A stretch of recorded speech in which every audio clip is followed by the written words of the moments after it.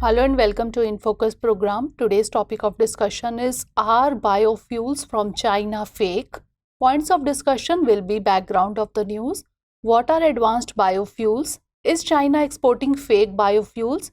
Why can't Chinese import be assessed? Practice questions. First of all, moving on to the background of the news.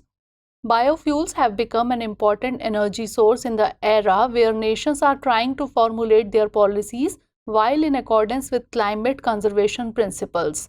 However, in European countries, what appears to be a profitable business for advanced biofuel producers with guaranteed demand from fuel companies and plenty of state subsidies has turned on its face due to a glut of cheap supplies from China.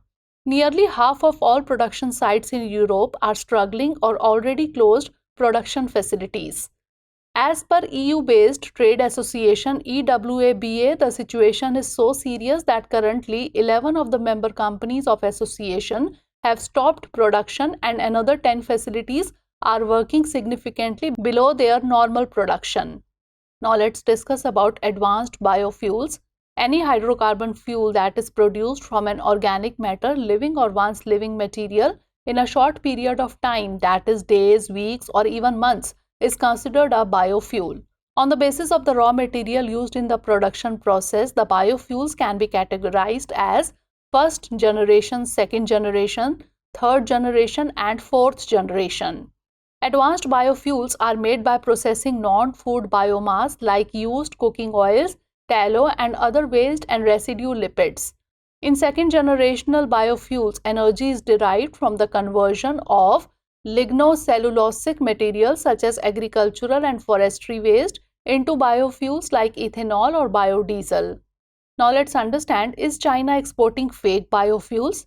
The production process of advanced biofuels is a complex process requiring specialized facilities whose establishment will take long time. The sudden increase of imports from China out of nowhere has raised suspicion on authenticity of the imported biofuels. What also raised this suspicion is the high product quality and its meager price. The Chinese is offering its biofuels at half the price, even though shipping cost alone make up 20% of the product price. There are speculations that Chinese are reclassing and adding palm oil as a raw material. Why can't Chinese biofuel assessed? Even in the laboratory, it is not practically possible to determine the raw material from which the fuel was made. Due to prohibitory policies, Chinese government on entry of foreign state representatives of the random checks on product quality is not a viable option. Content control inspections solely rely on the paperwork provided to the authorities which manufacturers use to document their production, the origin of the raw materials, and the greenhouse gas reduction, thus making assessment difficult. Now lastly, let's discuss about the palm oil trace. In the search for clues about what makes China's advanced biofuels so cheap, the spotlight has been on palm oil as a forbidden ingredient. Palm oil is linked to the destruction of rainforest in countries like Malaysia and Indonesia, which also happens to be among the world's biggest producers and exporters of the oil.